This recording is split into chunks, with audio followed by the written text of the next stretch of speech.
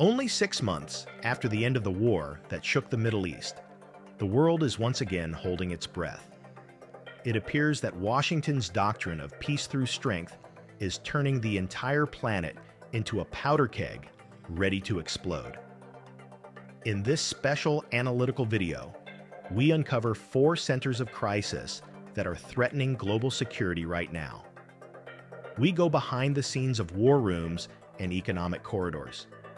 From the Caribbean Sea, where American aircraft carriers have lined up for a new adventure, to China's economy, which is cracking under unprecedented pressure, and a return to the heart of the Middle East, where new and dangerous calculations are underway in Tehran and Beirut. In this analysis, we rely on documents, reports, and strategic assessments that show why the end of 2025 is the most dangerous moment in contemporary history. Stay with us as we decode the probable war map for the coming year. First, we go to America's backyard, where the silence before the storm prevails. We have obtained a fresh strategic assessment from Mei Xinyu, a senior researcher at China's Ministry of Commerce. This shocking report analyzes the calculations behind Trump's team for repeating a quick war model, this time against Venezuela. This Chinese analyst believes that a fundamental shift in America's national security strategy has drastically increased the risk of imminent military action against Caracas. According to this analysis, the new chapter of Trump's national security strategy places critical priority on strengthening control over the Western Hemisphere through what can be called Trumpian Monroeism. The goal is to cleanse the region of foreign power influence and guarantee exclusive American control. But why now? This analysis argues that Trump and his administration needed a quick military victory and the resulting authority to advance radical internal reforms, something akin to the Reagan-Thatcher Revolution. The report emphasizes that Trump's team, inspired by short and victorious historical wars like Grenada or the Falklands, and especially after the experience of the recent 12-day war against Iran, has a great appetite for repeating this successful pattern in Venezuela.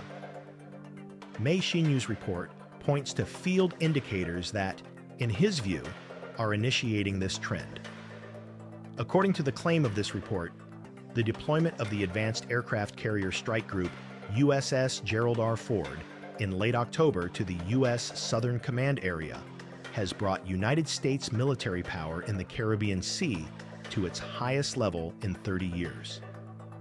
This analysis also claims that since September, sporadic naval clashes under the pretext of fighting drugs have led to the sinking of vessels. And in the latest development, it points to Trump's December 10th declaration regarding the seizure of an oil tanker near Venezuela. From the perspective of this analysis, Venezuela is an ideal target. The war can be started under the legitimate banner of fighting drug cartels. Venezuela is a large country, and victory there carries global prestige. And most importantly, this country is extremely vulnerable. Its oil production, despite having the world's largest reserves, has collapsed to about 1 million barrels per day due to lack of investment and sanctions, and its elimination has little impact on the global market. This Chinese report ultimately warns that the most favorable scenario for Trump is a lightning operation and immediate regime change. But if the American army gets bogged down in a long and attritional war, this outcome will be the most favorable scenario for rivals like China. But while the American war machine warms up in the Caribbean, across the Pacific Ocean, Washington's main rival is grappling with a different kind of war. A war in which numbers are weapons of mass destruction, and the sound of a giant economy's bones crushing can be heard. The year 2025 brought stunning and unprecedented records in trade surpluses for China. Many media outlets interpreted these figures as a sign of the power and flexibility of China's economy against Western pressures and praised it. But a deep and deconstructive analysis in the prestigious publication, The National Interest, unveils a bitter reality. This report argues that behind these exciting figures lies considerable evidence of the fundamental unsustainability of this economic model. According to this analysis, faced with American trade barriers, Beijing had two options: either ignite domestic growth engines by strengthening its consumer market, or flood its goods into new foreign markets. China's leadership chose the second path. The National Interest Report shows with precise statistics how devastating American and European trade restrictions have been in 2025. U.S. imports from China last November plummeted by about 30% compared to the previous year. In Europe, too, after an initial boom, tariffs took effect, and imports decreased by about 12% by October. To compensate for this large hole, China has diverted its exports with pressure towards the global south. This analysis points out that sales to ASEAN countries and India had a significant leap in 2025. So much so that ASEAN markets now absorb more Chinese goods than the US and Europe combined. But the main warning of the national interest analysis is here. This is a ticking time bomb. This report argues that the markets of the global south do not have the capacity to fully replace the lost purchases of America and Europe. More importantly, these new markets are also becoming saturated and will soon begin resisting the influx of Chinese goods. Just as India has expressed concern for some time, other countries will also soon increase retaliatory and protective measures. The conclusion of this analysis is clear. The model China relied on in 2025 is not sustainable, and this export boom may be the calm before a major economic storm. While China is trapped in its economic dead end, in the Middle East, the aftershocks of the recent war continue. In Tehran, heated debates about the future of foreign policy are underway. Is Iran on the verge of a major change, or a historical miscalculation? After the events of the June 2025 war, a growing current has formed among the new generation of Iranian political elites demanding a fundamental reset of the country's foreign policy. These voices, heard even among the children of prominent regime figures, argue that a weakened Iran must moderate its long-standing ideological positions, especially regarding the Palestine issue and Israel. What is their proposal? Support for the Arab Peace Initiative and the two-state solution to show Iran's readiness to act within international frameworks. Their argument is that this ideological moderation acts as a tool for strategic normalization, reduces tensions, lowers security threats, and paves the way for economic recovery. But a comprehensive analysis in Middle East Monitor severely challenges this emerging pragmatic version and considers it not a lifeline, but a strategic trap. This analysis argues that this policy change lacks a coherent causal chain.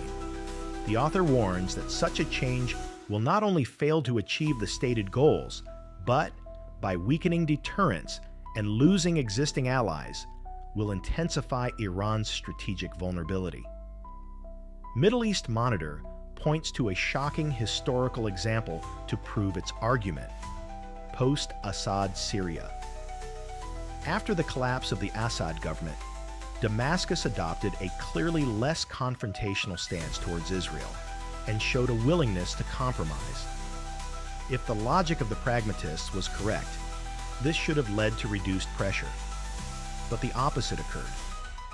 Israel expanded its military presence on Syrian soil, increased its attacks, and no regional coalition formed to protect Syria. The analysis concludes, compromise did not produce security, it produced vulnerability. This report also warns that a sudden ideological retreat will destroy Iran's credibility among its network of regional allies, which was built at enormous cost. Finally, this analysis reminds us that history has shown that Iran's flexibility is often interpreted not as pragmatism, but as weakness. Like in 2003, when Iran's grand bargain proposal was rejected by America because power asymmetry was more important to Washington than Tehran's good intentions. And it is precisely this logic of power centricity and lack of desire for genuine compromise that has now dragged another country in the region to the edge of the abyss. We go to Lebanon, where American and Israeli strategy is collapsing, and the risk of a new explosion gets closer every moment. A full year has passed since the start of what was called the ceasefire between Israel and Hezbollah in Lebanon. But an analysis in The National Interest warns that Lebanon is at a critical point, and signs of the complete collapse of America's strategy towards this country are clearly visible. This report argues that Washington's strategy, built on complete support for Israel's power-centric approach, has not only failed to aid stability, but has intensified divisions. According to the November 2024 agreement, Israel was supposed to withdraw its forces from southern Lebanon. But this analysis reveals that Israel has refused to leave key border points and has preferred to continue almost daily attacks deep into Lebanese territory, including southern Beirut. Israeli leaders insist they will not leave occupied territories until the complete disarmament of Hezbollah and threaten a return to full-scale war. The National Interest analyst calls this situation a new version of the mowing the grass strategy, meaning inflicting continuous tactical blows without any sustainable strategic achievement. This situation has placed the Lebanese government in a lose-lose position. On one hand, it is under Western pressure to confront Hezbollah, and on the other hand, it knows that excessive pressure could drag the country into a new civil war, a scenario reminiscent of the 15-year Civil War. Most importantly, this report argues that this approach has backfired. Continued Israeli occupation only strengthens Hezbollah's motivation and legitimacy because its reason for existence is resistance against occupation. This analysis concludes with a serious warning to Donald Trump. If he is truly looking for a deal and peace, he must recognize Israel's role as a spoiler of agreements and restrain this junior partner. Otherwise, his administration's Middle East strategy, like past efforts, will be consigned to the dustbin of history, and the region will plunge into greater chaos than before. This is the image of the world at the end of 2025. An image that is by no means comforting. From Venezuela, feeling the heavy shadow of aircraft carriers overhead, to China's economy struggling to escape a historical dead end. From Tehran, caught in the difficult dilemma of choosing between ideology and pragmatism, to Beirut under constant fire, on the verge of renewed collapse. It seems the strategy of America first and peace through strength has in practice meant inflaming the world's crisis points even more. Will the year 2026 be the year these sparks turn into a major global conflagration? Time will provide the answer, but the signs are more alarming than ever. To access the full text of the analyses, statistics, and strategic reports cited in this video, be sure to visit the description section below this video. We have placed links to the original sources for your further reading. If this deep geopolitical analysis was useful to you, please like the video and subscribe to our channel.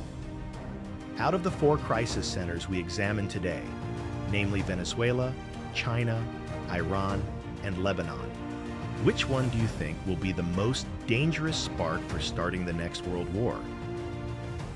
Write your reason for us in the comments. Until the next analysis, Farewell.